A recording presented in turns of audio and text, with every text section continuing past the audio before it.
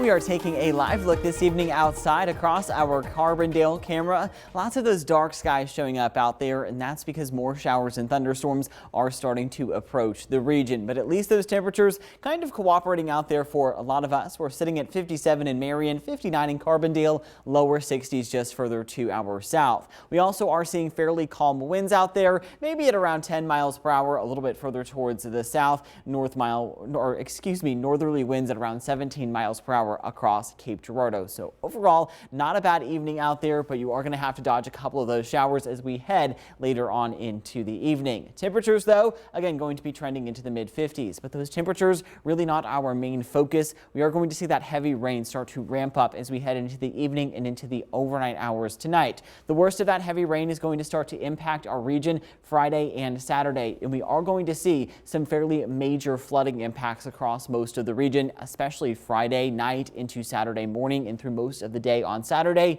Things do look to start to wind down, though, as we head into the afternoon hours on Sunday. Now, out ahead of all that flooding, we do have a flood watch that is in place from now through Sunday morning, and this is being classified as a particularly dangerous situation. So this is above a normal flood watch that we see whenever we see some of that heavier rain. We do have our first flash flood warning to pass along to you as well this evening. This is for parts of Callaway County until 6 o'clock this evening, but just because that flood warning expires at 6 doesn't mean that that flood threat is over. We're starting to see a lot of those showers start to push further towards the north and towards the east into our region. That area of heavy rain just off towards our west. And broadly, we have an area of low pressure just off towards the west and an area of high pressure further towards the south. And that is acting as a funnel for all of that Gulf moisture to track through the region. And that is what is going to continue to provide us with ample rainfall over the next several days. So here's what we're tracking. Again, 5 o'clock rolls around.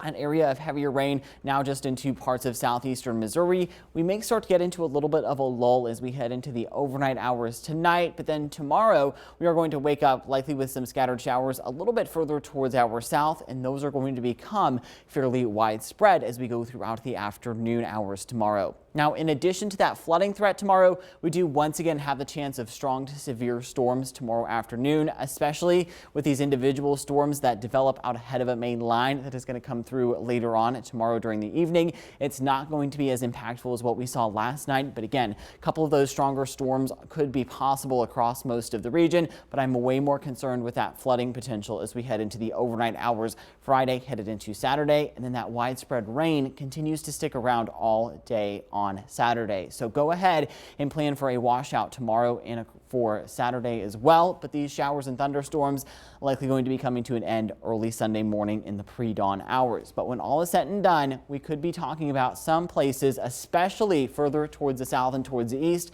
say around southeastern Illinois through western Kentucky, getting very close to seeing a foot of rain. And this is in addition to what has already fallen. Some places have already seen 3 to 4 inches of rain further towards the south. That is why we do have an extreme risk of flash flooding across southeastern Missouri tomorrow. And then for Saturday, that threat slides a lot further towards the east, especially into southeastern Illinois, western Kentucky, and then also parts of southeastern Missouri. But bottom line tomorrow, bottom line on Saturday is we likely will see widespread flash flooding in places that don't normally see flash flooding or in places that have never seen flash flooding before. Now, we also do have that level 2 severe weather risk across most of the area, level 3 risk just off to our south and west, and even a level 4 risk into parts of central Arkansas. This is for that potential for some storms to turn strong to severe tomorrow, with the primary hazard being large hail, but damaging winds and a brief tornado can't entirely be ruled out. But that Storm Track 3 app certainly coming in handy. You'll be able to keep an eye on all those latest conditions and get those alerts hour by hour as those storms continue to track through the region. Temperatures tomorrow going to get fairly warm in southern Illinois, lower 60s expected, but the further south you go as you get south of that boundary, we are looking at temperatures that could be getting close to 70, 75 degrees tomorrow into central western Kentucky. Upper 60s stick around for Saturday as well, but then that cold front finally slides through and dries us out. But in the wake of that, we are going to see some colder weather, but at least we're going to be dry and clear of severe weather. So bottom line, we may not see any severe weather tonight, but that severe weather risk does return tomorrow. But I'm way more concerned with that potential for significant flash flooding. Okay, and I mean, basically, if you live in a flood zone, you can kind of expect this to come. It's going to even hit areas that aren't prone to flooding. So we all should be prepared. Yeah, everybody needs to be prepared. Everybody needs to know where to go for in the event that they do get a warning or know where their nearest higher ground is. All right, great. Thanks a lot, Garrett.